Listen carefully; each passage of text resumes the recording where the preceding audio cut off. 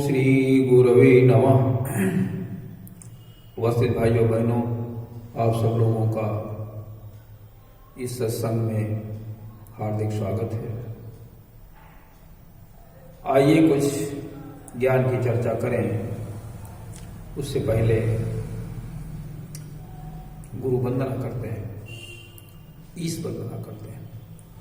ओम गुरुर्ब्रह्मा गुरुर्विष्णु गुरुरेव महेश्वरा गुरुरेव परब्रह्म तस्मै श्री गुरवे नमः।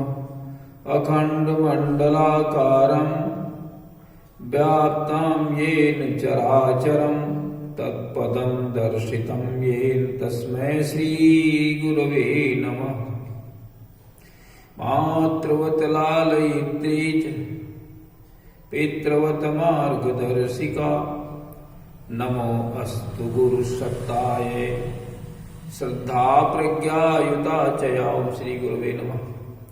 भगवान श्री कृष्ण जी का ध्यान कर लें। ओम वसुदेव सुतं देवं कंसचाणूरमर्दनं देवकी परमानंदं कृष्णं वंदे जगद्गुरुं। ओम श्री कृष्णाय नमः। सद्बुद्धि की देवी गायत्री का ध्यान करें, प्रकाश रूप परमात्मा के रूप में, और उनसे प्रार्थना करें कि हमारी बुद्धि को सन्मार्ग की ओर प्रेरित करें। ओम भूर्भुवः स्वः तत्सवितुर्वरेण्यं भर्गो देवस्य धीमहि धियो यो नः प्रचोदयात्। बोलिए वेद माता गायत्री की जय। त्रैंबकम भगवान का ध्यान करें, प्रार्थना करें कि हम सभी लोग निरोग रहें और जो वैश्विक बीमारी चल रही है उससे सबको मुक्ति मिले। ओम त्र्यंबकं यजामहि सुगंधिं पुष्टिवर्धनम् उर्वारुकमिव बन्धनान् मृत्योर्मुक्षीयमामृतात्। बोलिए त्र्यंबकम भगवान की जय। उपस्थित भाइयों बहनों,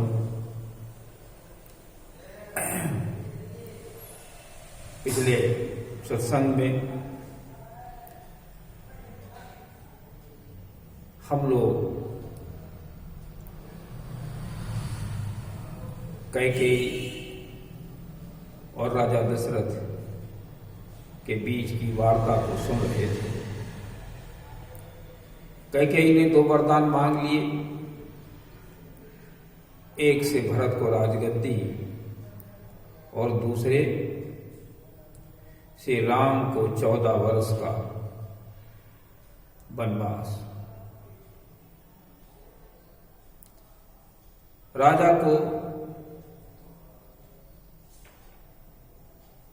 बड़ा कष्ट हुआ और उनके प्राण संकट में फंस गए। पहले तो राजा ने समझा कि कैकेयी यूं ही ये वार्ता कर रही है,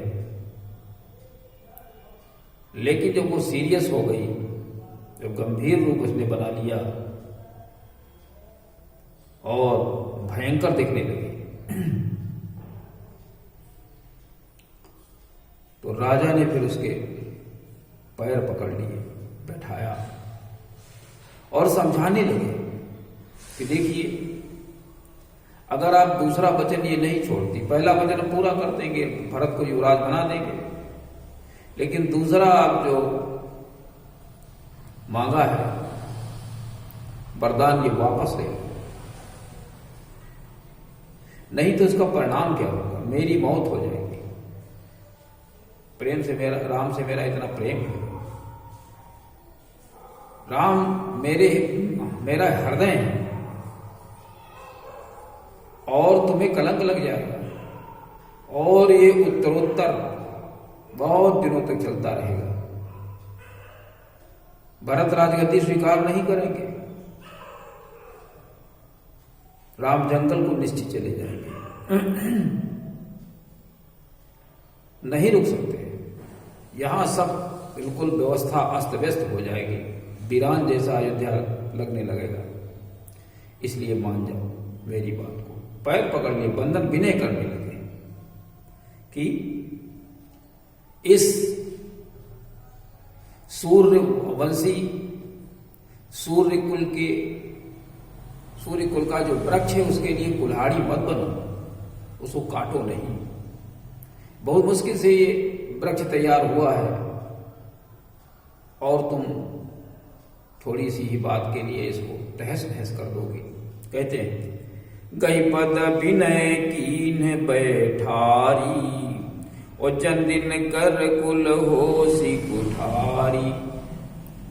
दिनकर रूपी जो वंश है, उस वृक्ष है, उसके लिए कुठार मत बनो। लेकिन रानी ने उनकी एक भी बात नहीं मानी और उग्र हो गई, तो राजा फिर सर पीटने लगे और हा राम हा रघुनाथ चिल्लाने लगे, जो धरती पर गिर पड़े। यही सब करते करते पूरी रात हो गई, सुबह हो गया, राजा नहीं उठे। मंत्रियों को चिंता हुई कि राजा तो बहुत जल्दी उठ जाते थे, सबसे पहले उठते थे, और आज क्या बात हो गई कि अभी तक राजा जगे नहीं, और आज राज तिलक होने वाला है राम का। अब वो निकल करके आए तो सारी व्यवस्थाओं को बताएं कैसे क्या होगा। तो नहीं निकले तो मंत्रियों ने सुमंत को भेजा और कहा देखो क्या बात है, राजा को आप जगाइए जाके। जब सुमंत गए तो वहां की राजा की स्थिति देखकर वो भी सन्नाटे में आ गए, सन्न रह गए, ये क्या हो गया। राजा हा राम रघुनाथ चिल्ला रहे हैं, धरती पर पड़े हुए बेसुध हालत में, होश नहीं राजा को। कैकेयी बैठी हुई है उग्र रूप में। जैसे ही कैकेयी से पूछा सुमंत ने कि राजा का ये हाल क्या है, कैकेयी कहती जल्दी से राम को बुला लो। राम को बुलाने पहुंचे, कोई कुछ पूछता है तो उसे बोलते नहीं सुमंत जी। राम को जल्दी से लेकर के वापस आए। राजा का जैसे ही राम ने हाल देखा तो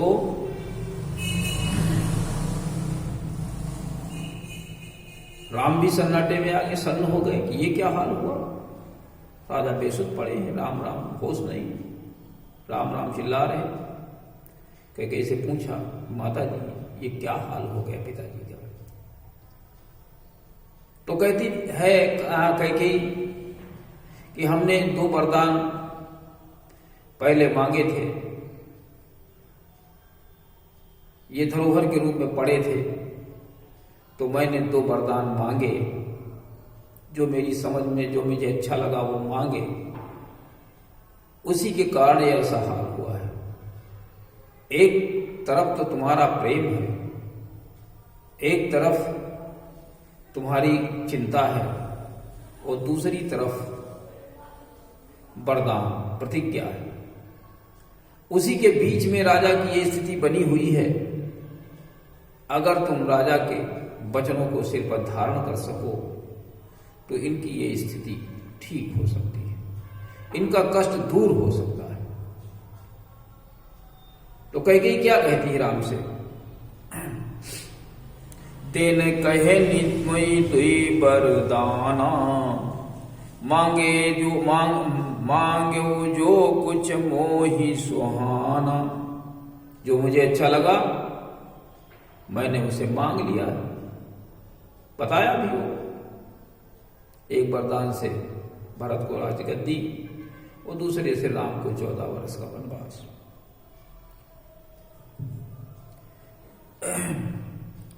सो सुन भयो भूप और सोजू, और छाड़ी न सकहीं तुम्हार संकोचू। उन वरदानों को सोच करके राजा के दिल में इतना बड़ा संकोच पैदा हो गया, कष्ट पैदा हो गया, और तुम्हारा संकोच नहीं छोड़ सकते। एक तरफ तुम्हारा संकोच है और दूसरी तरफ वरदानों की प्रतिज्ञा है। बस इतनी ही बात है। सुत स्नेह इत बचन उत संकट पर्यो नरेश।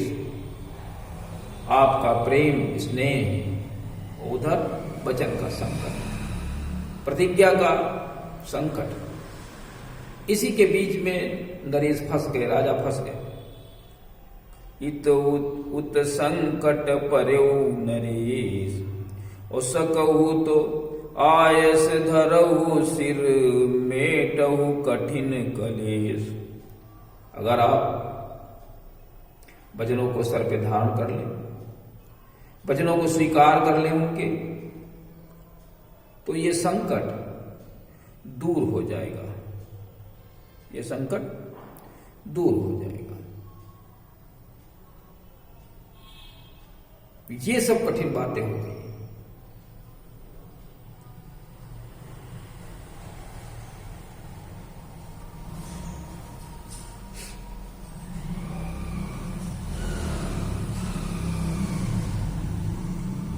अगर आप इसको धारण कर सकें तो सारी व्यवस्थाएं ठीक हो सकती है। और ये सब क्या क्या हुआ, कौन कौन सी बातें हुई, क्या प्रसंग रहा, ये सब उसने सुनाया। कैकेयी ने राम को सुनाया कि 2 वरदान, भरत को राजगद्दी, दूसरे से 14 वर्ष वनवास, ये सब बताया होगा। तुलसीदास जी लिखते हैं कि सबु प्रसंग रघुपति ही सुनाई, और बैठी मनहु तन धरे निठुराई। ये सारा प्रसंग जो कुछ वृत्तांत था वो राम को सुना दिया, और मानो निठुरता ही, निष्ठुरता ही शरीर को धारण करके ये सब कह रही है। जरा सा भी उसके अंदर प्रेम नहीं, जरा सी भी राम के प्रति कोई सहानुभूति। जब इतना राम को चाहती थी, इतना राम को चाहती थी, दशरथ जी से बड़ा स्नेह था, दशरथ जी सबसे अधिक उससे प्यार करते थे, लेकिन अब वो बिल्कुल शेरनी की तरह, नाग की तरह, नागिन की तरह से उपकार रही, और सीख भी देती है, राजा से कहती भी है कि आप जब कहते हैं कि हम सत्यव्रती हैं, सत्यसंध हैं, तो फिर इतना मोह कैसे कर रहे हो? बेटे के साथ में, घर के साथ में, स्त्री के साथ में। जो सत्यव्रती होते हैं तो इसका मोह नहीं करते। ऐसा राजा को समझाया भी था उसने, उसके राजा को ये बातें उसने कही भी थी। इसके पहले चौपाई में उसने ये कहा भी है कि सत्यव्रती ऐसा कुछ नहीं करते।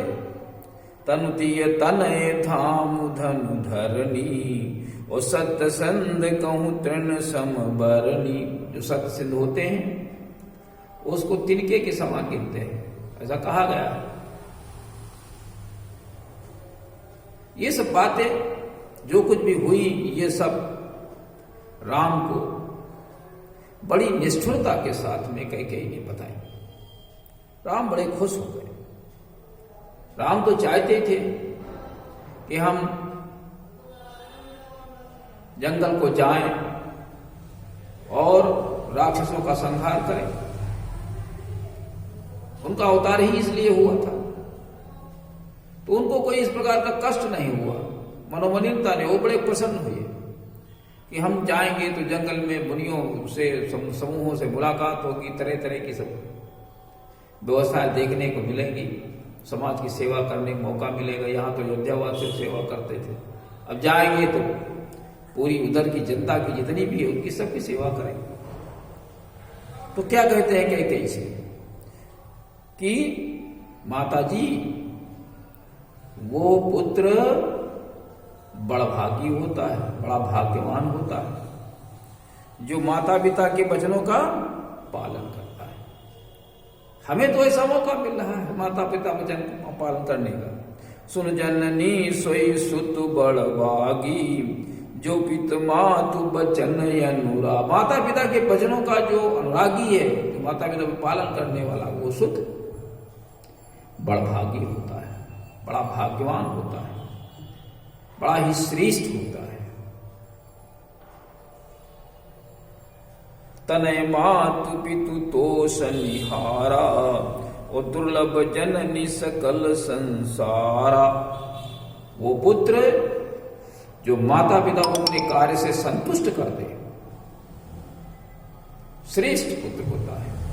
और ऐसे पुत्र संसार में दुर्लभ हैं जो माता पिता के वचनों को पोषित कर दे, तोषित कर दे, तुष्ट कर दे माता पिता के। और हमारा तो सब प्रकार से मंगल ही मंगल है, क्योंकि जंगल जाएंगे वहां मुनिगणों से मुलाकात होगी, मुनियों के समूहों से मुलाकात होगी, संतों से मुलाकात होगी, राक्षसों से भी मुलाकात होगी।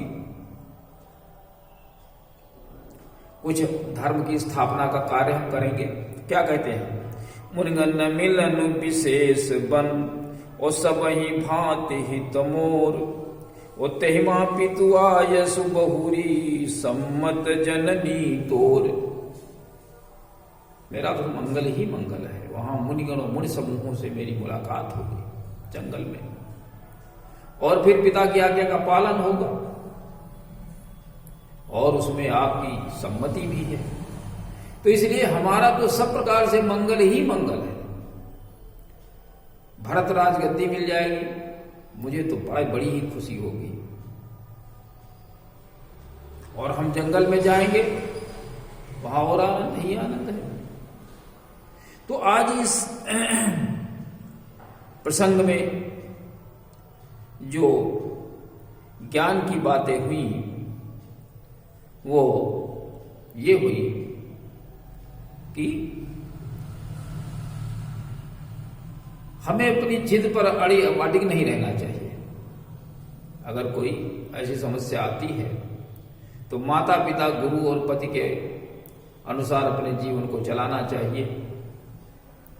उसके ऊपर इतना आक्रोश या इतनी बड़ी व्यग्रता नहीं जाहिर करनी चाहिए जैसा कि कैकेयी ने किया।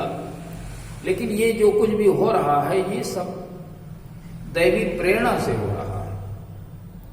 इसमें कैकेयी का मस्तिष्क नहीं है। जैसे मनुष्य कोई शराब पी लेता है तो जो कुछ करता है वो शराब की वजह से करता है, उसके अपने मस्तिष्क सोच नहीं होती।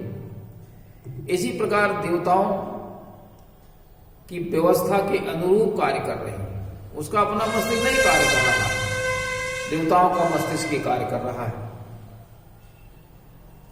और दूसरी बात यह है कि वो पुत्र बड़ा भागी होता है जो अपने माता पिता के मार्गदर्शन के अनुसार चलता है,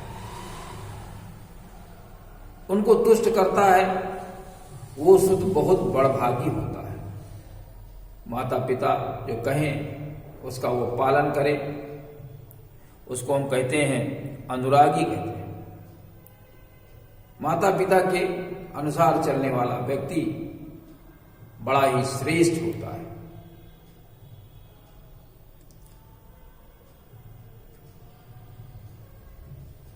शंकर जी भी कहते हैं इस बात को, शिव जी,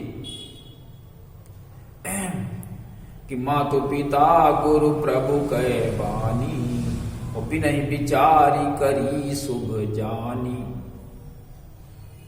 बिना ही विचारे करना चाहिए। माता पिता की जो आज्ञा हो उसको शिरोधार्य करना चाहिए। माता पिता की आज्ञा पाकर के जंगल को चले गए तो राम भगवान के रूप में प्रतिष्ठित हो गए। अगर न गए होते तो राक्षसों का वध कैसे होता, राम भगवान के रूप में कैसे जाने जाते, श्रेष्ठ कर्म कैसे होते, मानवता की रक्षा कैसे होती। तो इसलिए वो बहुत ही श्रेष्ठ पुत्र होता है जो माता पिता की आज्ञा के अनुसार चलता है। तो सभी लोग इस प्रकार का आचरण अपने जीवन में करें। इसी के साथ में आज के कार्यक्रम का हम समापन करते हैं। ओम शांति।